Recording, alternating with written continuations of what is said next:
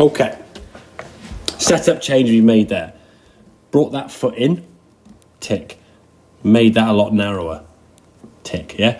As we said, it's creating width with the golf club from the centre of you.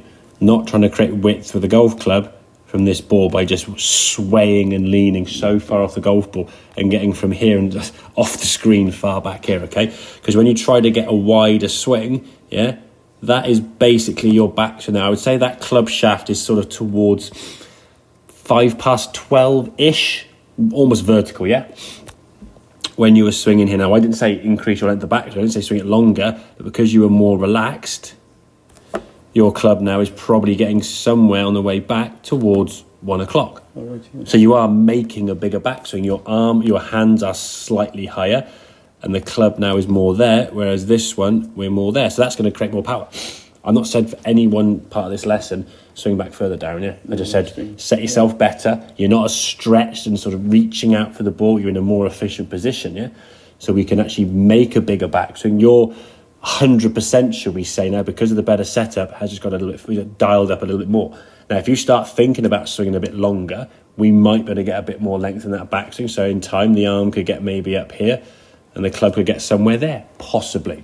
But don't start rushing to that spot yet until you start finding where that ball is, okay? Yeah. Getting a good contact first and foremost is going to be the most important thing. This was your follow-through on the left-hand side, trying to get back to the ball, really struggling there with your weight, and then falling back here. Yeah, not much. Yeah, exactly, yeah. You compare that follow-through to that follow-through, yeah? Nicely down to the left side, knees coming together, facing target, and again, in balance throughout that swing, yeah? Whereas this one, you would kind of, I need to go to the left, but you can't do it, and then just stepping back. And then your body's always going to react to where your weight is going. And because that right foot's unable to get this knee to there, just because your legs were so far apart, you couldn't move, you couldn't get yourself to the left side. Now, yeah, okay, in this case, we hit a reasonable shot.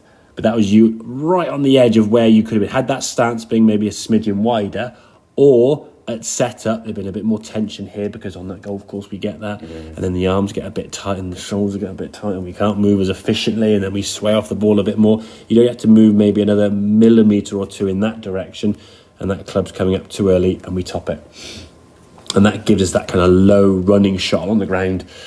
Doesn't look very pretty. And I think what you then did to try to compensate for that was just tee the ball up as high as possible and try to whack it up into the gods. I could hit it, no. Yeah, exactly. Because basically what you were doing, you were sort of fixing your fault of swinging up too high by just teeing the ball higher. Yeah, pink tee would be more than high enough with that. And again, that's probably just above half the golf ball above the driver, but a pink tee would do absolutely fine. That's the height we're going to get to. One thing I would say in the winter, pink tees can go into the ground a bit further when the ground's a bit softer, so you might need to go orange in the winter.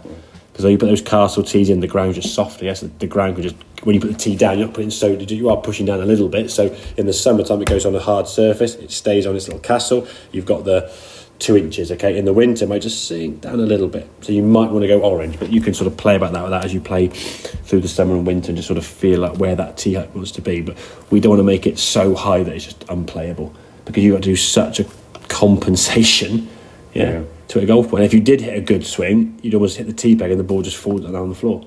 Yeah, you're completely swiping and miss with a trick shot, So that's excellent. In summary, narrower stance, and bring that right foot in. If he flares out this way, he's going to turn and move further off the ball.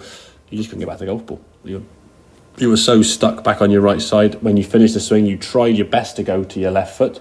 But yeah, as we saw in the clip, when you swing through, you're just never going to get there. You're always going to hang back. Whereas this one, you try to do the same thing, and you're able to get there a lot more efficiently. So, brilliant. Okay, mate. Good stuff. Appreciate that. No, very good.